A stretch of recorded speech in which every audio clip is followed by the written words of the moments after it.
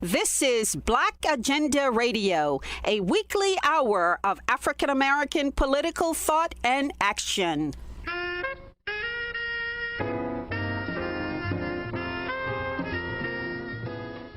Welcome to the radio magazine that brings you news, commentary, and analysis from a Black left perspective. I'm Margaret Kimberley, along with my co-host Glen Ford. Coming up, public housing tenants have long suffered from poor services and ceaseless attempts to demolish their homes and scatter them to the winds. But the coronavirus epidemic presents public housing dwellers with a whole new set of challenges. And a South African journalist is doing what he can to make scientific concepts accessible in the languages spoken by Black Africans. But first, the Black Is Back Coaliion held a national Zoom conference call on the COVID-19 epidemic and how Black people can fight back. We'll present two of the conference presenters. First up, Betty Davis of New York City. Whether the challenge is public health, police violence, or education, Black power is the answer. I have statistics that show for the last 10 years, Black and brown educators have been systematically, ethnically cleansed from the public education system.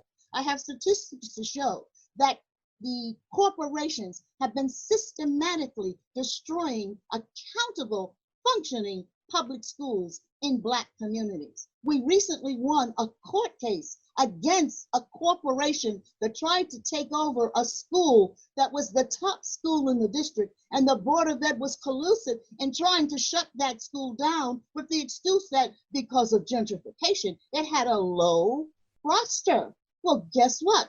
The rest of the parents that were not zoned to that school, but in that district, who were also Black and had not been gentrified out, said, well, why don't you let us transfer our children to that school, and that school could still stay open, and we would not have a problem of a low register, because every child in the district whose parents care about them want them in that top school. Again, I want to emphasize, it's the top school in District 16, which is considered the Black ghetto in Brooklyn. We went to court and we fought that battle because this is the issue of community control. Only in the Black community can you be accountable for what you are doing and be successful and get fired as a Black educator. And the statistics on the ethnic cleansing of Black and brown teachers who have been successful has been documented by a court case, an education court case called the Fiscal Equity Case in New York City.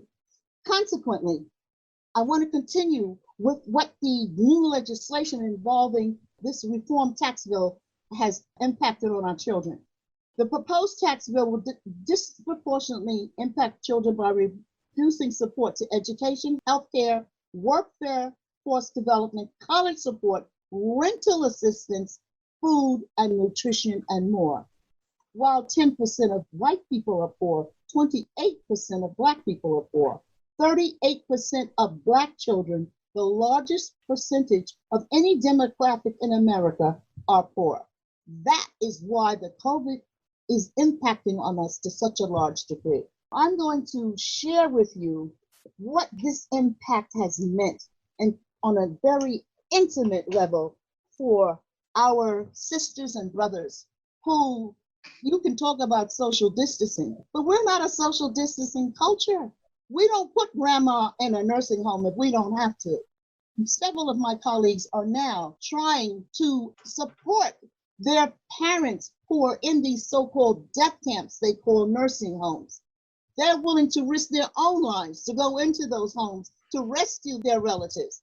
So when you talk about COVID-19 and social distancing, sometimes it's not an option for us. When they closed the schools, many of the working class people did not have options.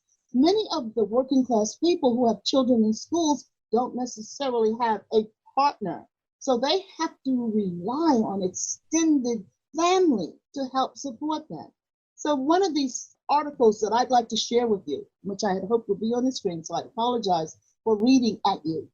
One of the articles is entitled, "I Never Felt Like a Single Parent, and Then the Coronavirus Hit." This woman is saying she is an unpartnered parent.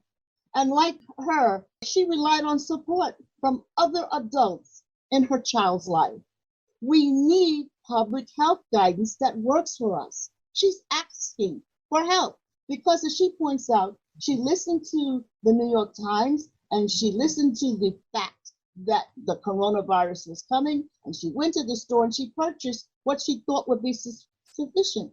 But one thing she did not consider as she became aware of the COVID virus is, how will my family stretch across several households handle this? We are headed into our 4th week of self-imposed quarantine.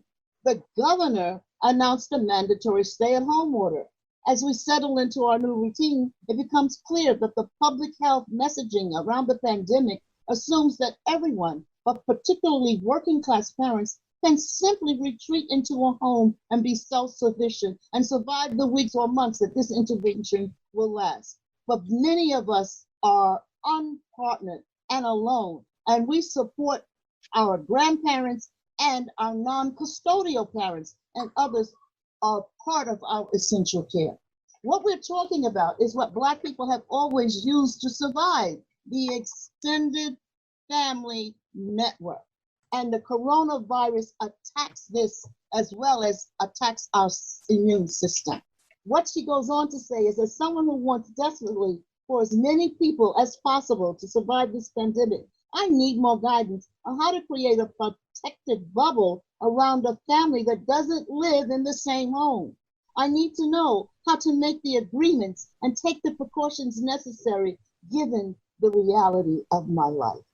And she goes on to talk about the fact, the percentage of workers who cannot stay home and have to go back and forth to work, risking bringing this virus to their home, and the procedures they have to follow in order to care for them. And then what happens to these children, especially teenagers, who miss this social interaction? And while you're at work, you know they're probably going to be in the park playing basketball. So what kind of controls do we have as people who have to leave and go to work and leave our children behind? This is the part of the coronavirus epidemic that no one talks about. The social cost of being human, the social cost of loving. We are penalized doubly for that. Education budget. If you look at the breakdown of the education budget, one of the things you notice is, at least in New York City, they have opened up public schools where you can stop and grab, is what they call it. You can stop and grab breakfast, you can stop and grab lunch, you can stop and grab dinner for your children. Well, guess what? That budget is your money. You should have been in charge of that budget. You should have been in charge as a nutritionist, determining what children would eat. And as Queen Mother Moore said when she talked about reparations, this is the government's obligation. You should have a quota of jobs in any school system that belong to you, just as white people have a quota in your community. In New York City, the Black and brown people, as I said, are 75% of the population. We're not 75% of the jobs. We're not 75% of the panels that determine how the money will be spent. We're definitely not 75% of the educators, of the contractors who have the contracts for the Board of Ed, anything like plumbing, wiring, electricity. But the most important thing is, we are not 75% of the people who determine the curriculum that overthrows metaphysical imperialism.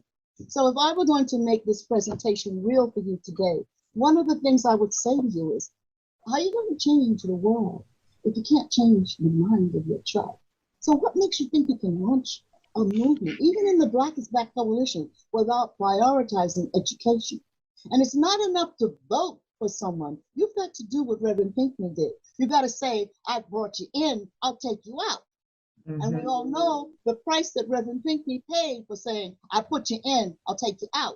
They put him in jail for 3 years. That should have been a flag for everybody to understand that they know what they're doing and it is intentional. I want to conclude by saying this to you. To do the same thing over and over again and expect different results is to be insane. And for many years, Black people have been addicted to the concept that there really is a two-party system, like children who believe in Santa.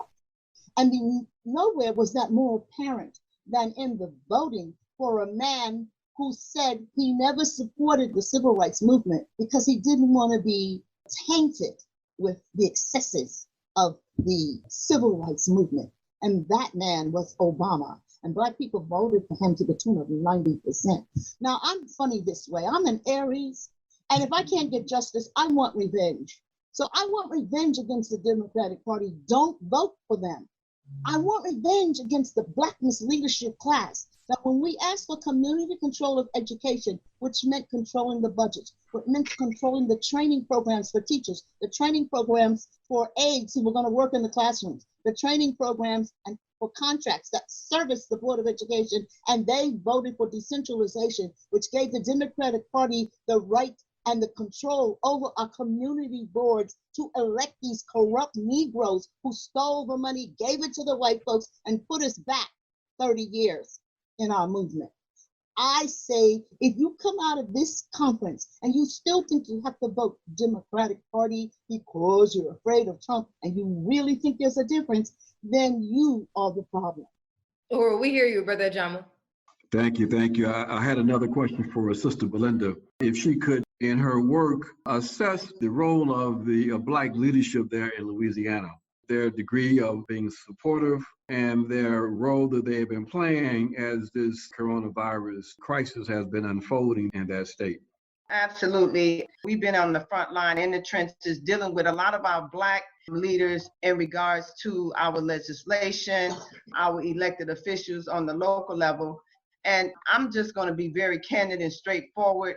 You know, I think that a lot of the leadership here in Louisiana, their heads are in the sand, okay? And they will sell you out for I heard one of my comrades say, for $5 and a bologna sandwich. When it comes to who's going to get paid for what, they toss things around like hot potatoes. You know, a lot of our complaints and stuff. We have Cedric Richmond was in our first congressional Congress that was the chair for the Black Caucus. And he was the one that we had to literally take a busload of people to Washington, D.C. to get his response from a lot of the letters that we had written about asking for a comprehensive investigation on all the prisons and jails in the state. And it is still yet to come. So I guess that's the answer to your question. And that's one of the things that I'm fed up with. I think that Comrade Jihad and others have recognized the significance of this whole approach that the coalition is trying to take to this issue of the colonial virus. And that's what it is. It's a colonial virus. And colonialism is when somebody else, some other entity controls every aspect of your life, your politics, your economy, everything is controlled by somebody else. And then this colonialism is the foundation for the system of capitalism. It was enslaving Black people and taking over and colonized peoples around the world that created the whole system. And the capitalist system is a vicious predatory cancer on humanity. They lied about the so-called mass because they didn't have any mass. They didn't produce any mask. They didn't have the ability, and they can't say everybody needs a mask, because if they tell you to get a mask and then you go out and try to get a mask, you can't get it, then they expose themselves, their inadequacy and their irrelevancy. You don't even have a healthcare system. You have a capitalist system where everything is for profit. Hospitals are not there to cure people, it's there to make money. So the whole thing that we're looking at is this profit-making, profit-based kind of an entity that rests on a foundation of Black people and other oppressed people being colonized and enslaved. That's the way that is. If this system works normally, we get exploited. It's only when it's an abnormal phenomenon if we have something going well for us as a people. It doesn't happen that way.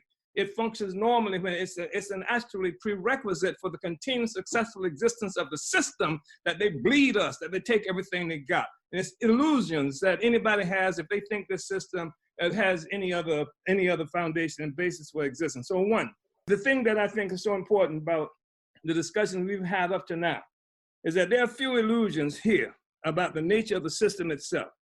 The problem, if any, is that we have to be able to say aloud. That's one of the reasons why the problem I had with Bernard Sanders, when people say, well, he did at least say healthcare, free healthcare. What the hell are you talking about? He called himself a socialist. And socialism is something that has to destroy capitalism. It cannot exist as long as capitalism is here. It has to remove it has to negate capitalism. So he is asking for a kinder, gentler capitalism. It doesn't work that way. We have to make a commitment as a people, as organizers, as revolutionaries, to destroy a system of capitalism and colonialism. They say, well, we know that's going to happen in the long run, but in the short run, sell out. And we are saying that all you're talking about is opportunism. Opportunism, by definition, means liquidating the long-term interests of our working class for some kind of possible short-term benefit. Capitalism has to go, colonialism has to go, and you have to have organizations that's designed to destroy capitalism, destroy colonialism. Black people must be free. That's the bottom line. If we ain't, then we won't have the education that Sister Betty is talking about. And sometimes that's the reason, but dumb white people, seem to get over all right too, but uneducated white people. And so that's the basis, that's the foundation. That's what I like about what we're coming from this coalition. There are no illusions here about the system. That's what we have to spread out among the people, which does not mean we don't struggle where we are, how we can struggle where we are, which is been obvious too. If you listen to everything that everybody said, nobody said, oh, wait until the revolution is happening before you be free. No, we said in the process of being free, doing all these other things, but the consequence and the objective has to be to overturn this whole damn social system based on colonialism, based on enslavement of our people. And we have to determine that Black people will never be enslaved by anybody else ever again. That's our responsibility. That was Omali Yeshitela of the Black Is Back Coalition. Philip McHarris is a PhD candidate at Yale University who published an article in Essence magazine titled Public Housing Residents May Be Some of the Hardest Hit by the COVID-19 Outbreak. McHarris says life in the projects was hard enough before the epidemic. So I've been doing work around public housing for some years now, and the focus of my dissertation work. And so one of the things that, I think is important, as you mentioned, to center the fact that in public housing across the country, many folks are already in a public health crisis for a number of reasons. And that has to do with racial capitalism. It has to do with white supremacy. It has to do with racist housing policies that date back from the 1930s. Starting in the New Deal, onward, and all the legacies of racism before then. But when the coronavirus started, the first thing I thought of was this is going to wreak havoc on folks in public housing. And there's a number of specific reasons why. And of course, we know that at least 44% of folks living in public housing are Black, overwhelmingly also Latino. And in those numbers, it might be more because of the kind of punitive ways in which housing authorities deal with folks.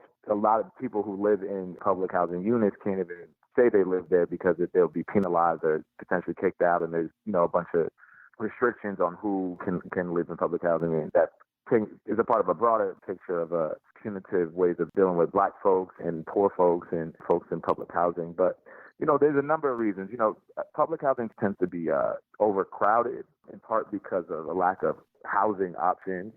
And so whenever you have a densely populated population of folks, what that means is that if a virus starts to spread, especially as easy as coronavirus spread, it'll spread rapidly.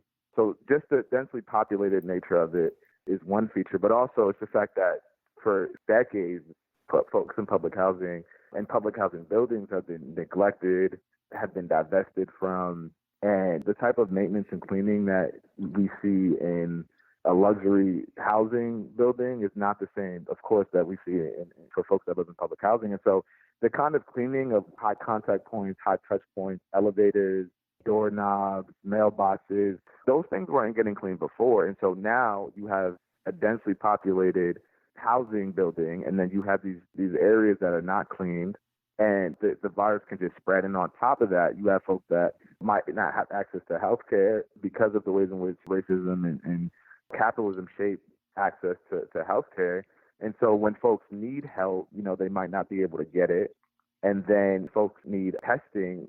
There's often the hospitals around public housing residencies are already overfilled. So now imagine with coronavirus, the options are just bleaker and bleaker. And just to make it concrete, in a housing project in Brooklyn, in the Van Dyke houses, 10 folks died in the past week. And there was one unit in which there was a mother and son who had died. And the only reason why anyone was sent was because the smell of the rotting bodies alerted the neighbors that somebody might have died.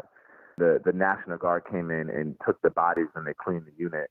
But just the level of, in terms of like who was checking on folks and resources, and just the idea that like for poor folks, you might not be able to stockpile groceries, or you might not have the same resources if you need medication. And so, I think just the fact that the confluence of factors that lead to folks being particularly marginalized in public housing residence leads to something like where 10 folks can die in one housing project and a mother and a son can die in a unit and no one knows. It's a part of that broader legacy of neglect that really shapes a lot of public housing residences across the country. Yes, high density and poor maintenance are a bad combination in an epidemic, but also public housing tenants are in less good health than the average. Exactly. So we know in terms of asthma rates alone, which is a risk factor, is disproportionately higher in public housing. And that's specifically due to hazardous housing conditions and environmental factors. So at least 20% of residents in housing projects across the country have asthma, and the national average is only 7.7%. And so on top of that, a significant population of public housing residents are over the age of 60. And so that is another risk factor. And we know all these risk factors. We know that, for folks in public housing, it's been a public health emergency. Poverty, police violence, mass incarceration, all of these things have already created these crises for Black folks in their health, both physical, mental. And so now when coronavirus comes in, it just wreaks havoc on folks. And of course, there's folks engaging in mutual aid work, and that's popping up. But folks are dealing with limited resources, in part because housing authorities have divested, city, state, and federal governments have divested. And really the only thing that has been funded is policing of these folks, which is part and parcel of a larger story of punishment and control rather than community divestment, particularly for Black folks. Yes, there are plenty of police in the projects, but some of those buildings went for 2 years without heat. Exactly. And the housing projects I do working in Brooklyn, this last week, in the height of the pandemic, the gas in the whole entire building was turned off. So literally, there's no gas. You cannot use the stove in the whole entire building. And this is not the first time this has happened. This is the second time this has happened in the span of a year. And what they did was, after midnight, they came around giving people hot plates. So first of all, some folks were not awake. Then after midnight, and people are knocking on your door to try to give you hot plates. So then you had to go to the management office if you didn't get one. Go interact with people. You had to go outside, further put yourself at risk in order to get a hot plate.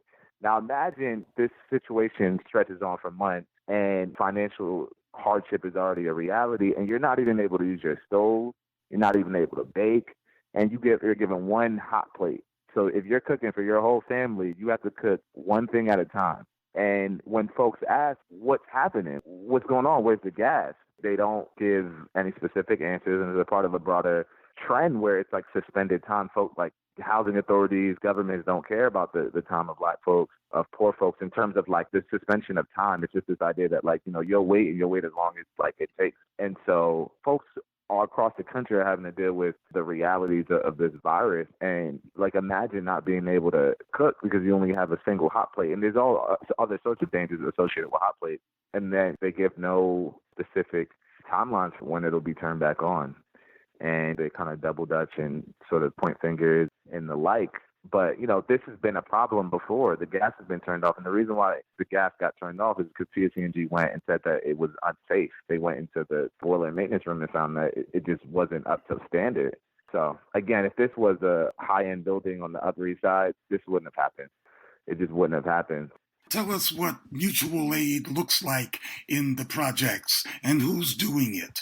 Yeah, there's some folks doing really good work. There's a network called We Keep Us Safe, and Samantha Johnson in Fort Greene is doing amazing work. So We Keep Us Safe is a mutual aid network that has been around for a little bit of time. And basically, they provide mutual aid. They do it from a framework where it is not charity. It's literally that concept that we keep us safe, that like in light of government neglect, in light of government divestment, like the only folks that people can rely on are the people that are around you. They also do it from an explicitly abolitionist framework, right? And so their framework is like, we seek to also end and abolish systems of punishment and policing altogether. And so it's a part of this broader project of saying, like, we can keep us safe.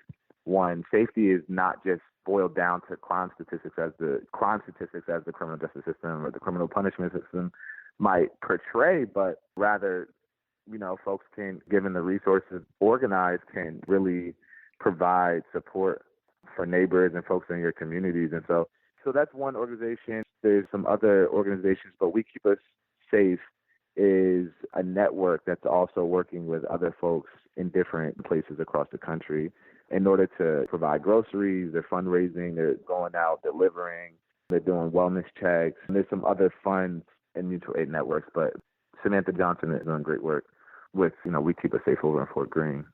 And in your article, you think about what the state of health and wellness in the projects should look like after this epidemic. Yeah, so I think we need a massive shift in how we deal with a lot of things in this country. And one of those things is housing. And so I think there's different levels and there's different areas of focus. And so one is that housing projects and public housing over the decades have received less and less funding. And so it becomes even harder to do things that are necessary, like replace elevators. Elevators often don't work. So if you're in the middle of a pandemic and you get stuck in an elevator with 8 other people, it's not a good experience. It's unsafe. And so I think there needs to be a massive investment, like in the government, whether it be cities, states, federal, and the convergence of all three, have the funds, if they choose to prioritize the health and wellness of folks. They can radically transform public housing, and that can be the creation of new ones, and it can also be the restoration of ones that already exist. And it's the actual restoration of the things, particularly that are most important. And so in some places, they might change the outward appearance of it. And it might also go along with a narrative of gentrification in order to make the outward appearance look better. But when you go inside and when you go in the elevators, that still doesn't work. It's not getting cleaned. And so there's funding to make public housing safe, and that prioritizes the health and wellness of all folks. But it first has to get funded. And what happens is when you have a concentrated amount of Black folks and Latino folks who are poor, is that it's so much easier to just ignore them, right? It's so much easier to just say, we're going to give $1 billion less. And so I think it's super important to reinvest and to also help people where they're at. So that doesn't just mean let's knock down this project and like disperse people. It's like, how can we restore buildings and how can we also recreate and create new public housing that's safe, that's quality, that centers the wellness of folks. And I think an integral part of that is to not just make decisions top down, to ask folks, what do you need in order to have a safe experience living in this residence? And given the resources and tools and decision-making power, the people who live in public housing can remake public housing in a way that prioritizes their health. But a part of what happens is that they're never given decision power, let alone they're not even told when certain things are going to get fixed or how long things are going to take or how long things are going to take. And so, I think an integral part of this is not only investing massive amounts of resources specifically around housing to develop safe housing for folks and housing that prioritizes the health and wellness of folks, but it's also giving people who live there the decision-making power to create the safe and secure housing that they can create given the tools and resources. So that spans, also being able to have different kinds of things that other places, like high-end buildings in downtown Chicago, might have, like folks to clean around the clock and folks to fix things. Like this door is broken. There's one unit in the public housing residence that I work in that, the door was broke for days on end and nobody came to fix it. And so anybody could enter in, and it's just this delayed time. And so I think the things like that, I think a major piece that would prioritize the health and wellness, we know how police violence is deleterious for the health of folks, for the health of communities. And so a major trend that has happened over the past decades is an investment in policing to a point where in a lot of housing projects, police are there around the clock And that kind of police presence, that kind of leaving like the lights on and that occupier kind of presence, it doesn't prioritize the health and wellness of folks, and often doesn't make people feel secure. In many ways it can make people feel unsafe. And so the ways in which public housing is policed in a very concentrated and heavy way, as opposed to investing those resources in things like neighborhood schools and wellness programs and public health initiatives. If you wanted billions of dollars in order to invest in these public housing units, and you don't even have to create new money, you can just divest from the policing and incarceration that disproportionately affects these communities, and then divest from that and invest in things like schools, hospitals, childcare, and the like, that would radically restructure and deal with the underlying things that cause harm and violence in communities, as opposed to we're just going to engage in police control in order to try to make you all safer, when that's not necessarily what prioritizes folks' health. However, the governing philosophy among the people who rule this country is that concentrations of affluent people is good and concentrations of poor people is bad. And the experience of this epidemic might provide yet more excuses to break up these concentrations, get rid of these projects, those that still exist. Yeah, and I think that's something that I thought a lot about, because the issue is the fact that folks don't have resources. I think even when we think back to efforts to integrate, the problem wasn't Black folks living with Black folks. The problem was that Black folks didn't have resources and white people did. I think when we take a step back and look at like some of the essentializing that happens in some of the conversations around like dispersing people or integrating people, poor folks, if you disperse them, are going to be poor in other areas, and it doesn't mean that they're just going to be better off necessarily, or that they're going to be safe and secure if you just break up public housing residences, because oftentimes that just disperses. It makes it easier for government to say, well, this is not here, and we don't have to deal with this concentration of issues that is related to the lack of investments and funds that we've given, because it's sparsed out. It's easier. When you go to a public housing residence, you can see all of the issues that are results of legacies of neglect and divestment, and it's a sore spot. And because public housing is managed by government entities, it becomes very obvious, apparent, that it's a concentration of government failure. And so the answer is not necessarily just break everything up, just give folks more resources, and wherever they're at. Some people might want to move to a different neighborhood. And if that is the case, then there should be resources for them to do that, and not having to wait on a Section 8, list for 2 or 3 years before they're able to get on, and then they might get kicked off for a number of arbitrary violations. Is that provide more options for folks that some people might want to move, and some residents might like where they live. They might like where they live, but they just want more supers. They want more community programs. They want elevators that work. And so the answer is not just disperse folks. I think the answer is wherever folks are and wherever folks want to be, give them options and resources and tools to be able to thrive and be safe and healthy. Yale University doctoral candidate and public housing advocate Philip McHarris. Centuries of colonization and white rule in South Africa left the Black majority behind in all areas of education. Today, under Black governments, the country's African language groups remain largely shut out of discussions of science. Sibusiso Biyela is a South African communicator and journalist. He recently wrote an article on decolonizing science so that it is accessible in the many languages spoken by Black South Africans. Biyela told of being assigned to write in the Zulu language about the discovery of a new species of dinosaur. The problem was the vocabulary necessary didn't exist in Zulu.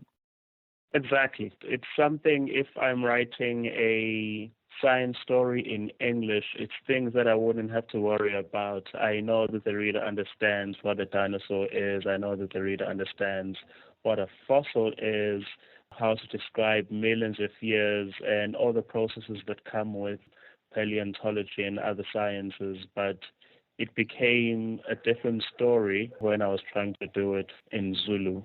And that's why that process in itself ended up becoming a story as well. Well, how did you go about trying to solve that problem? Since there's no word in Zulu for dinosaur, there's no word for evolution. Exactly, exactly.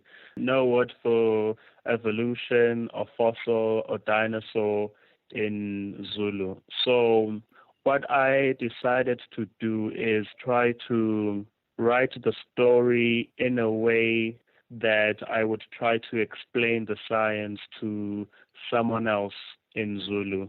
If maybe I'm speaking to my mother about a scientific term or a friend, I find that if we're speaking Zulu normally, when the topic of science comes along, any scientific topic, then there's a switch to English. So it brings in a sort of code switch.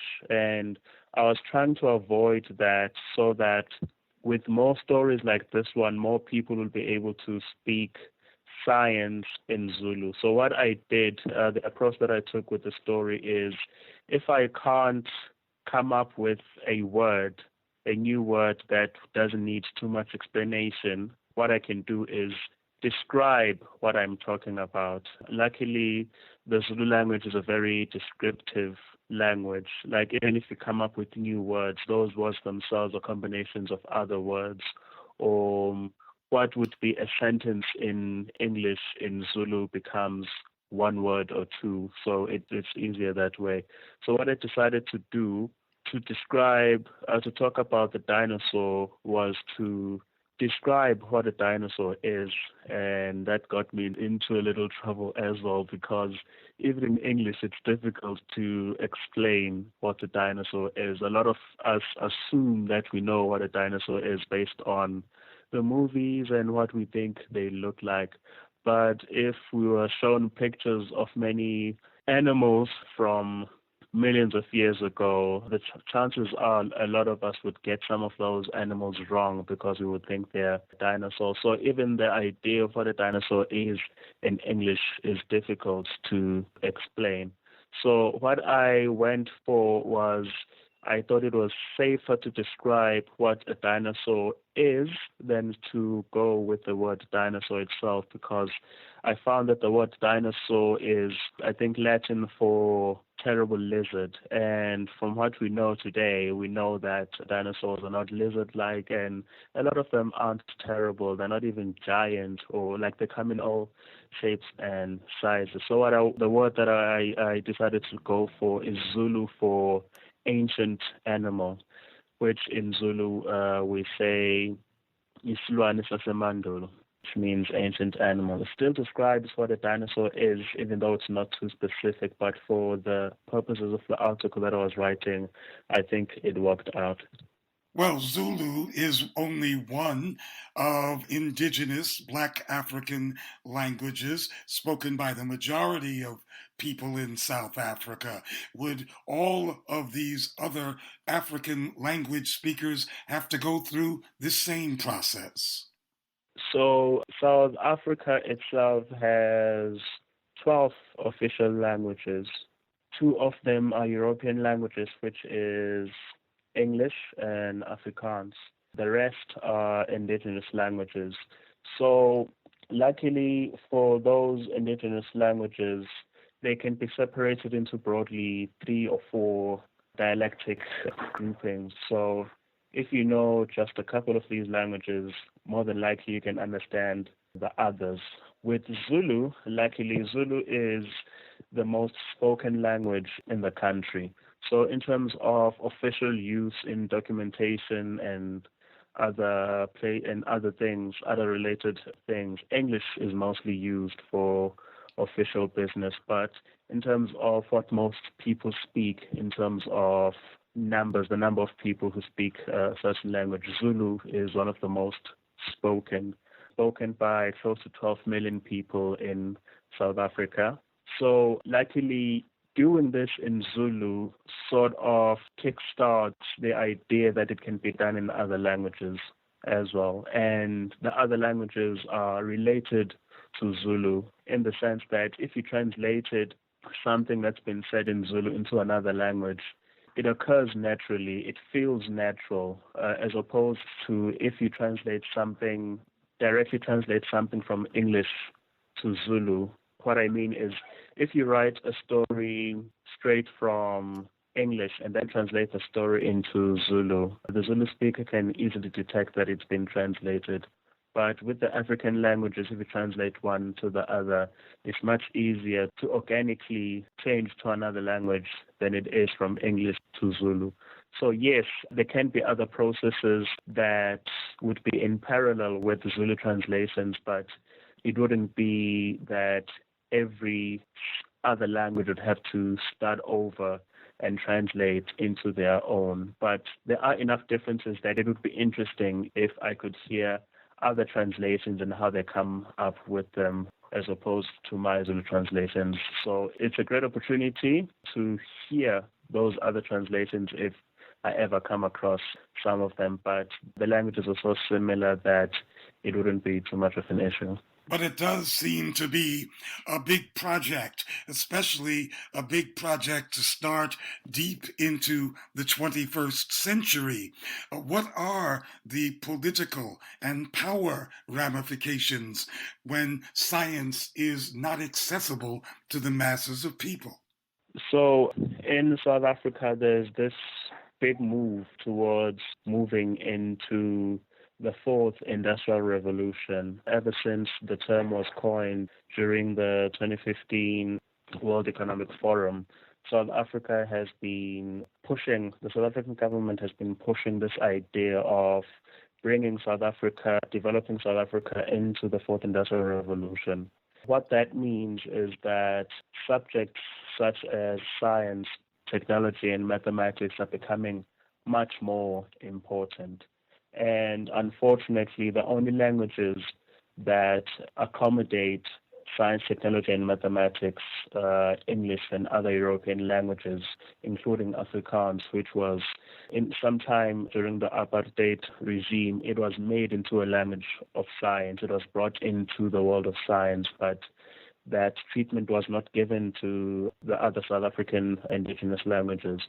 So I think the political implications for making these languages more suited for science and technology keeps them relevant, because fewer and fewer people in the country are speaking their indigenous languages because they are becoming less and less useful in the world of work. And with the whole moving towards artificial intelligence, the fourth industrial revolution, and a more scientific and technological South Africa, I see these languages as becoming even less and less relevant.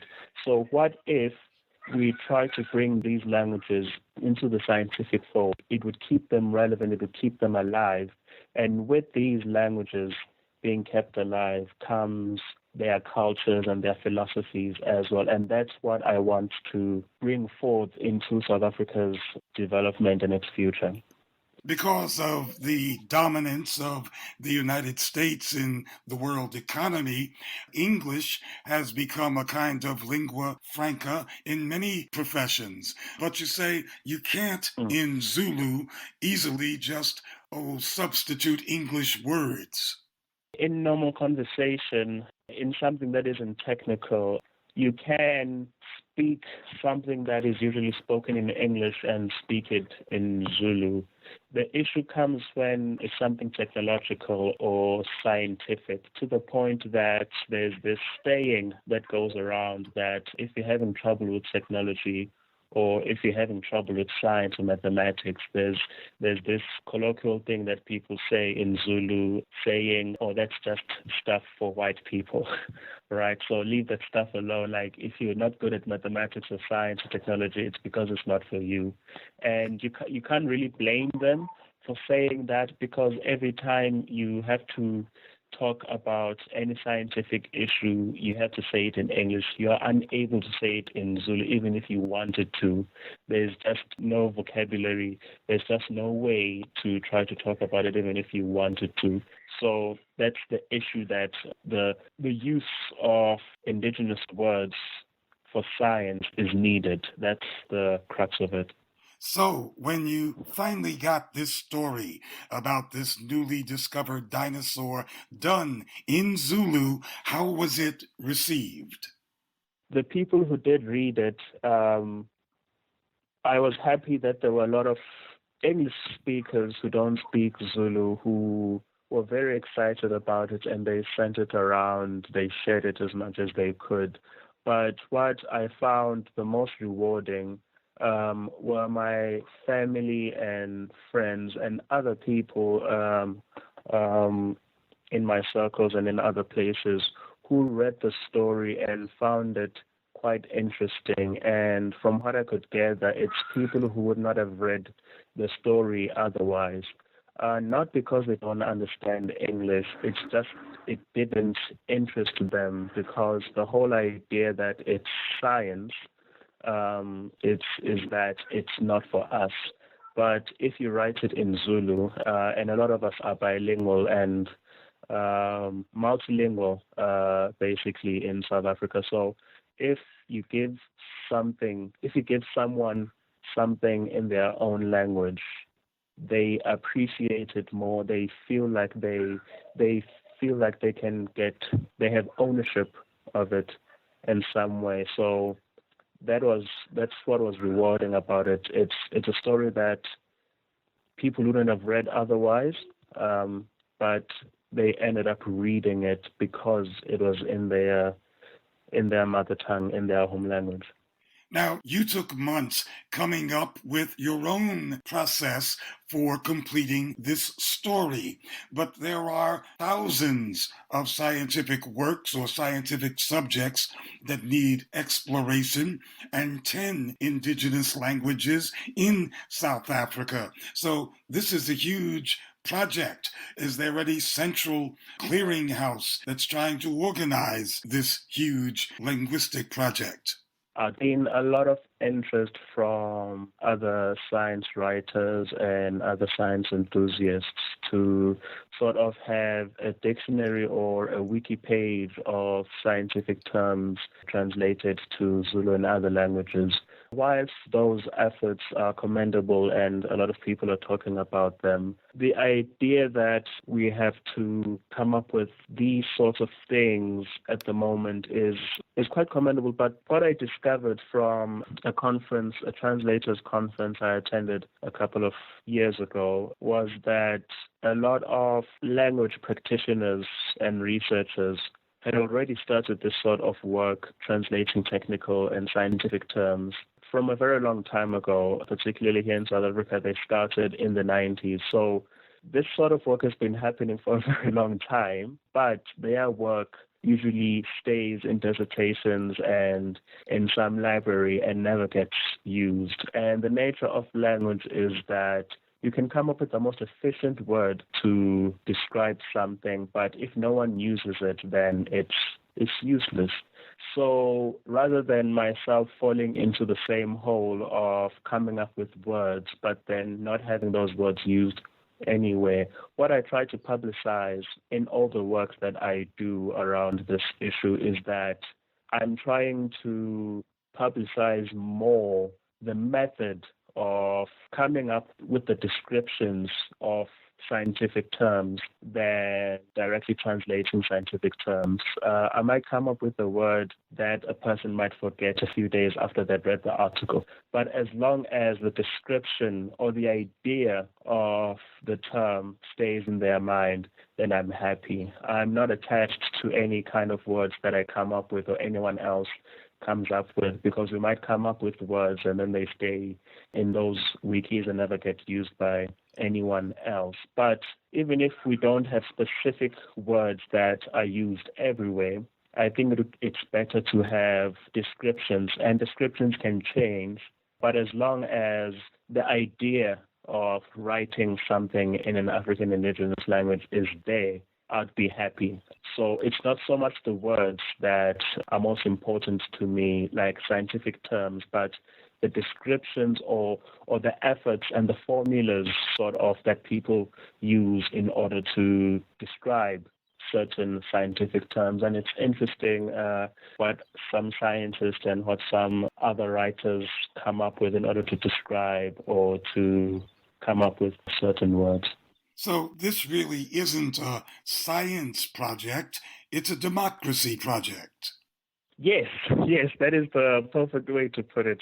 It's a democratic process that has a lot of people participating in it, to the point that the individual words that people come up with are not as important as the idea that a lot more people are participating in it and are finding it important for them to translate certain scientific terms for themselves and for the publications that they're writing for, or for whatever platform that they're doing it for. So yes, it is a very democratic process more than, we've left it to researchers to do it themselves, but it hasn't made it into the mainstream. But what I'm seeing as being more mainstream, or hoping it becomes more and more mainstream, is the idea that people are talking about scientific issues more and more in their own language. So in my training as a science communicator, what I've learned, or the adage that I try to live by, is that if you're doing science communication to an audience or for an audience, it's best that the audience doesn't even know that you are conducting science communication. You're just having a conversation with people, and it would be a surprise for them when they know later that, I've just learned something scientific. Because as soon as you bring up the idea that now we're talking science, a lot of people's brains turn off unless they are a science enthusiast like myself. But if you talk to them in a way that their guards are down and they don't know that they're talking science, then it works best. Same as in this language project as well, that people should be reading about scientific terms as another news story, that they shouldn't have to learn new scientific terms even in their own languages, because no one wants to memorize complex scientific terms. But if you explain complex scientific concepts in a way that they wouldn't even know they are complex scientific concepts, then I think that's a win for science and for science communication.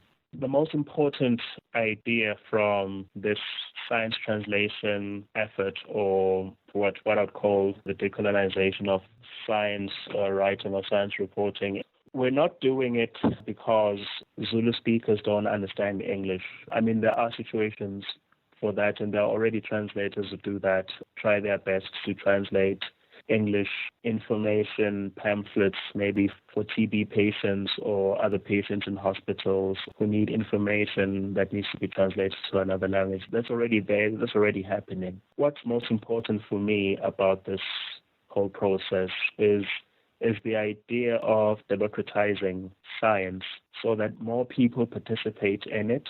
If more people participate in understanding it, more people will be accepting of it, so that it's not just an engineering job, so that you don't just take up science in order to become an engineer or to become a scientist, but you can understand science to learn the skills that come with science, such as critical thinking and skepticism.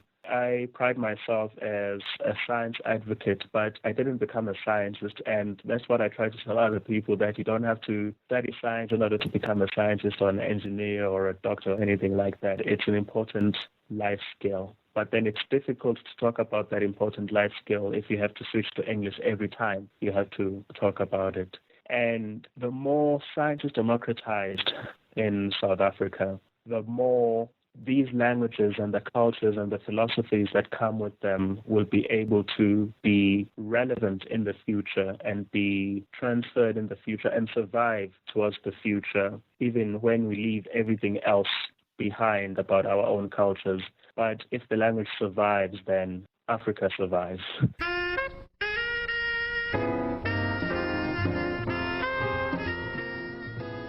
You've been listening to the Black Agenda Report on the Progressive Radio Network.